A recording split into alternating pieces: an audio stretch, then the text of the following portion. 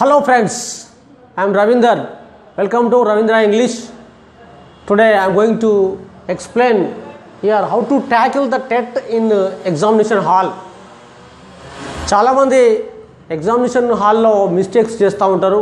ఒక 20 questions 30 questions ఉన్నప్పుడే time అయిపోయిందని చెప్పి మరి వచ్చేయడం జరుగుతుంది, ఏదో ఒకటి పెట్టి రావడం జరుగుతుంది. అలా కాకుండా టైం ఎలా కన్జ్యూమ్ చేసుకోవాలో ఇవాళ నేను ఎక్స్ప్లెయిన్ చేయదలుచుకున్నాను. నేను కూడా టెట్ ఎగ్జామ్ రాయడం జరిగింది గతంలో, తర్వాత చాలా ఎగ్జామ్స్ కూడా రాయడం జరిగింది. నా యొక్క అనుభవాలను ఈ టెట్ ఎగ్జామ్స్ ఎలా ట్యాకిల్ చేయాలనో నేను చెప్తున్నాను ఇవాళ. సో మొట్టమొదలు మరి నా గురించి చెప్దాం అనుకుంటున్నాను. నేను ఒక 7 days నుంచి నేను క్లాసెస్ ఏం పెట్టలేదు. మా ఫాదర్ హెల్త్ బాగాలేకపోవడం వల్ల ఆయనకు సర్జరీ ఉండే, అందుకని పెట్టలేదు. అందుకని ఇక్కడ నుంచి రెగ్యులర్గా క్లాసెస్ పెడుతూ ఉంటాను. మోడల్ పేపర్స్ కూడా ఇంతకుముందు చాలా మోడల్ పేపర్స్ కూడా పెట్టడం జరిగింది. అయితే మీరు సబ్స్క్రైబ్ చేసినట్టయితే మీకు మెసేజ్ వస్తుంది ఏ క్లాస్ పెట్టాలనేది. ఆ తర్వాత నెక్స్ట్ మీరు కామెంట్ చేసినట్టయితే, సార్ ఈ గ్రామరు మాకు టచ్ కాలేదు, మీరు ఒకసారి ఈ గ్రామర్ చెప్తారా అంటే, ఎనీ గ్రామర్ ఏదైనా కానీ నాకు తెలియకుండా రెఫర్ చేసినా నేను క్లాసెస్ పెట్టడం జరుగుతుంది. మీరు కామెంట్ చేయండి, ఈ గ్రామర్ కావాలి, కాన్కర్డ్ కానీ ఇంకేమైనా కానీ ఫ్రేజెస్ అండ్ సెంటెన్సెస్ కానీ ఏమైనా మీకు కవర్ కాకపోతే అడగండి, లేదా నేను చెప్పేస్తా. మీరు కొట్టండి రవీంద్ర ఇంగ్లీష్ అని కొట్టి, so conquered otherwise the conditionals, model papers and conditionals అది కొట్టండి, వచ్చేస్తుంది. అది కనుక లేకపోతే మీరు నాకు కామెంట్ చేయండి. చేసినట్టయితే నేను క్లాసెస్ ఇమీడియట్గా పెట్టడం జరుగుతుంది. మీకు ఏ డౌట్స్ ఉందో ఆ డౌట్స్ గురించి కూడా మీరు చెప్పండి. ఓకే, అది మీరు సబ్స్క్రైబ్ చేసినట్టయితే మీకు తెలుస్తూ ఉంటుంది ఏ క్లాసెస్ పెట్టడం జరిగింది అనేది. సో ఇప్పుడు ఈ రోజుల భాగంగా how to tackle the TET in examination హాల్లో నా యొక్క అనుభవం చెప్తున్నాను ఇక్కడ. సో మొట్టమొదలు before going to write the examination మీరు ఒకసారి దిస్ భస్త్రికా ప్రాణాయామం లైక్ దిస్ అంటే బ్రీతింగ్ ఎక్సర్సైజ్ చేసినట్టయితే చాలా పీస్ఫుల్గా ఉంటాం. కాన్సన్ట్రేషన్తో లాంగ్ బ్రీత్ తీసుకొని కొంచెం ఆపి స్లోగా వదిలిపెట్టినట్టయితే చాలా కాన్సన్ట్రేషన్ ఉంటుంది, మైండ్ డైవర్ట్ కాదు. మనం చేసేటువంటి క్వశ్చన్స్ కూడా చాలా కరెక్ట్ ఆన్సర్స్ అయ్యే అవకాశాలు ఉంటాయి. చాలా కరెక్ట్ థింకింగ్ జరుగుతుంది, మనకు టైం వేస్ట్ అనేది కాదు. ఈ బ్రీతింగ్ ఎక్సర్సైజ్ ఒక 12 times చేయండి. మనకు మస్తు time, half an hour before మనల్ని ఎంటర్ చేయడం జరుగుతుంది కాబట్టి మస్తు టైం ఉంటుంది. ఆ టైంలో మీరు బ్రీతింగ్ ఎక్సర్సైజ్ చేస్తే చాలా పీస్ఫుల్గా ఉంటారు. తర్వాత మీరు నెక్స్ట్ మీకు ఓఎంఆర్ షీట్ ఫిల్అప్ చేయడంలో మీకు హాల్ టికెట్ నెంబర్ కానీ మీ నేమ్ రాయడం కానీ అది బబ్లింగ్ చేసేటప్పుడు చాలా కేర్ఫుల్గా, ఎందుకంటే వైట్నర్ పెట్టేటువంటి అవకాశం లేదు కాబట్టి మీరు చాలా కేర్ఫుల్గా అది ట్యాకిల్ చేయాలి, రాయాలి, ఎలాంటి మిస్టేక్స్ లేకుండా.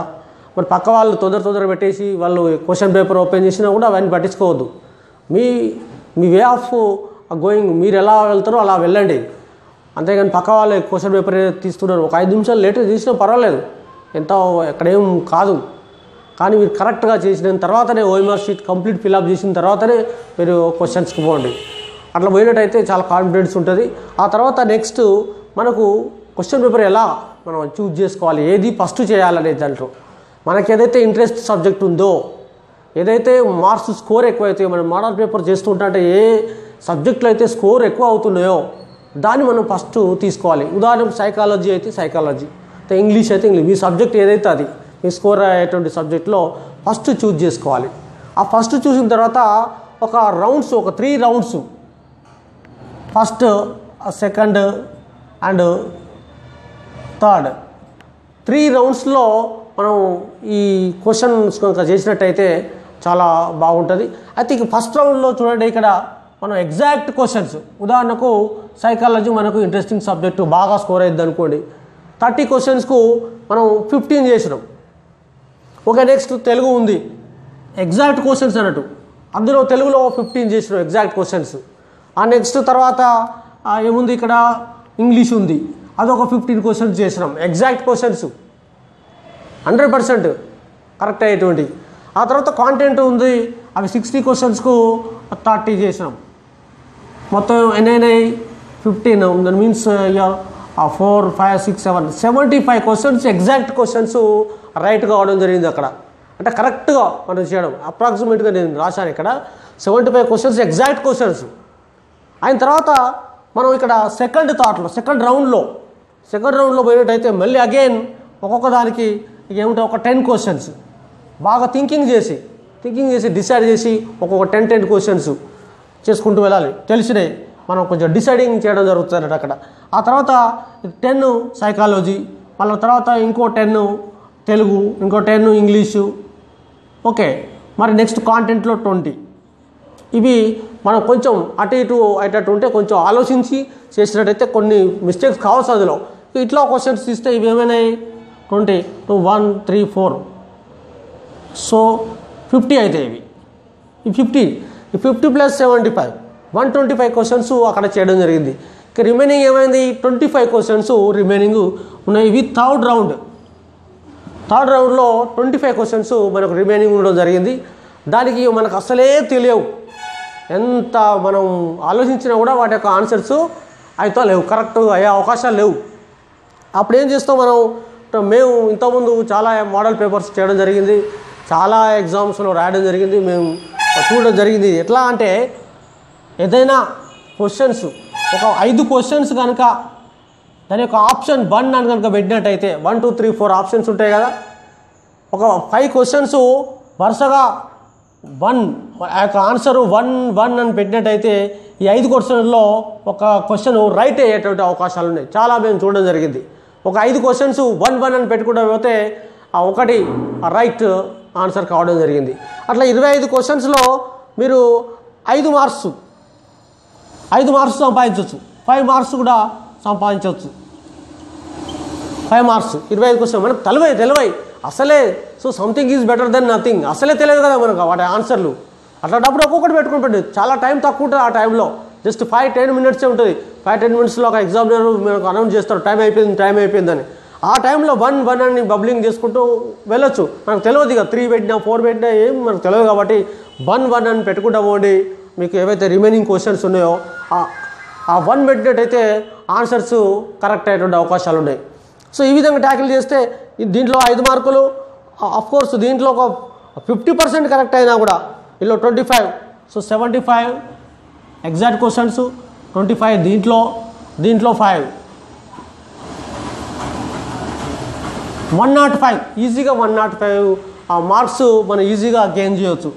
ఇంకా అంతకంటే ఎక్కువనే వస్తాయి, తక్కువ తరావు. ఎందుకంటే ఇక్కడ 50% వేసారు, ఇక్కడ 50లో 25 వేయడం జరిగింది మనం.